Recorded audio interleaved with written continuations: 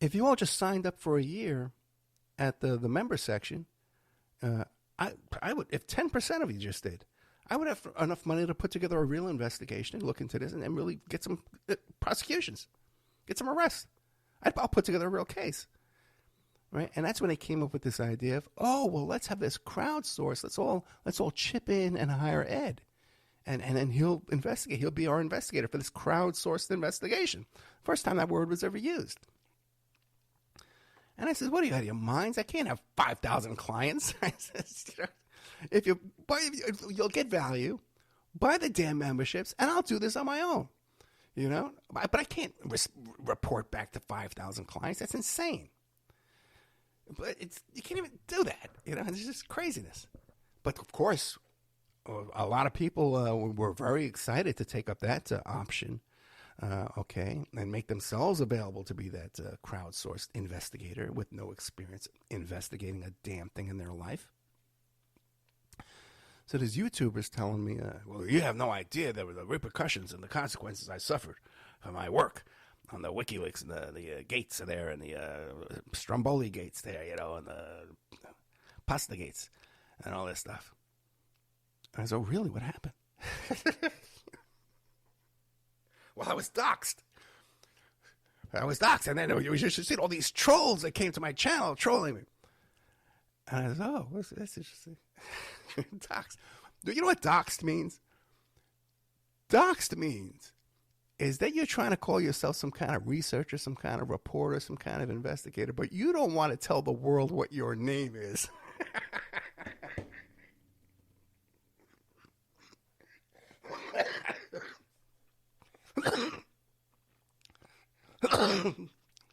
Let me mute this for a second.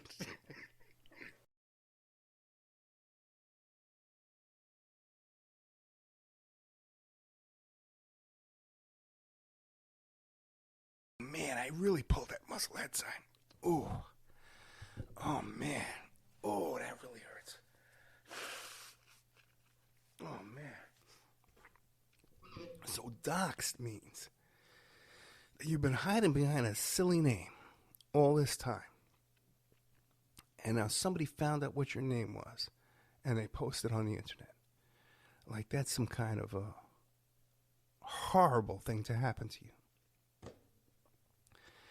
And then the matter of these silly trolls. Well, I was trolled, and usually they're both trolling back and forth on each other. It's just total nonsense and total foolishness. Meanwhile, and at the time when they were putting together these online research teams and investigations, and they're all telling each other, well, take a screenshot of this and take a save everything, screenshot everything. Those screenshots are not worth a damn unless you have somebody reputable, using their real name, by the way, who's going to be the custodian of that record to testify in court that they're the one that took that screenshot. And in this situation, every one of these people who took these screenshots, the first question they're going to be asked is, well, do you know how to use Photoshop? Do you know how to use Paint? You could fake that screenshot, could you not, if you wanted to? Yeah, I could. Well, okay, let's see what your credibility is. Do you have any experience being an investigator or a digital forensic? Any kind of photo? Gone, thrown out of court in minutes. That would never make it past the evidentiary stage, the pretrial stage. None of that evidence would.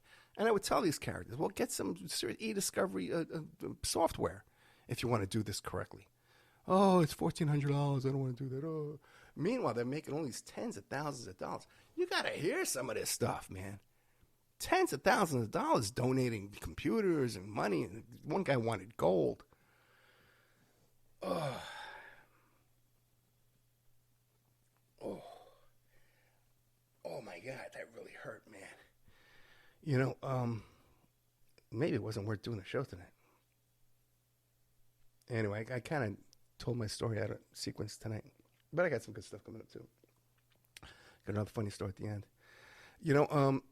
This flu I have right now reminds me of the flu I got in November, right before COVID came. COVID came around March, right? February, March. And that November, I had this horrible flu. It was the worst flu I ever had in my life. My throat never hurt so much, and I was never so sick, and I never get sick. And from that sickness, there are things I still haven't recovered from. There's like the way I shit is not the same. The texture of my shit has never been the same since. And also my muscle tone has not been the same since. Certain just bizarre things about my body just been different. Now,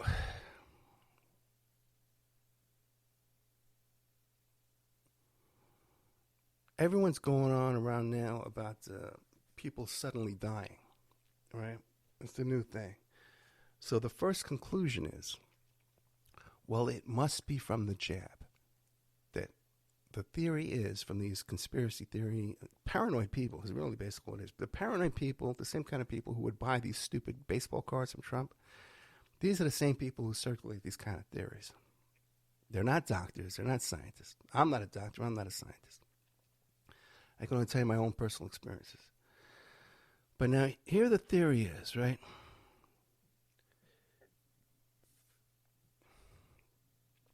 Is that, well, it's not COVID and long-term COVID that's calling this, or that thing that I got, but it's the jab that's causing this. So you have to have a preconceived notion of suspicion on the jab before you can come to that conclusion, because it could be either one if you're open-minded and willing to look at all the possibilities. But no, they want to assume right away that it's the jab. Now, these same people, right, who believe in the pasta thing, right, and believe in Q, and they see Valencia, and they say, oh my God, look at this. All the elites, all the people in power, the 1%, all the people in control, they're all these evil Satanists, and every single one, they control everything. And some of them will go as far as to say they control every celebrity, they control every single TV show, they control every single person on the radio, and every single person on alt radio. And I'm on AM/FM, right away I'm controlled, right? I answer to somebody. But the only thing that these omnipresent oppressors who control everything, the only thing that they're right about is that capitalism is good and socialism is evil and bad. That they got right. The same people who believe that everyone that controls everything, the media, the news, schools, and tells them that capitalism is the only way to go, these same people will support that and say, I'm a capitalist. Ed, how could you be a socialist, Ed? Okay? Don't you understand that that's wrong and evil? But meanwhile, the wrong and evil people are capitalists. According to you, Q people. The U.S. military. I support the U.S. military and I'm patriotic. I'm a patriot. But the same people who control that U.S. military are these people. You believe the Pentagon is a pentagram, right? Colonel Aquino was a Satanist running the military. We know what kind of stuff, the Ouija boards and all kind of remote viewing, all these things in the military. The occult symbolism on these uniforms and these patches and stuff, blatantly just murdering people around the country just for our own wealth and greed and selfishness.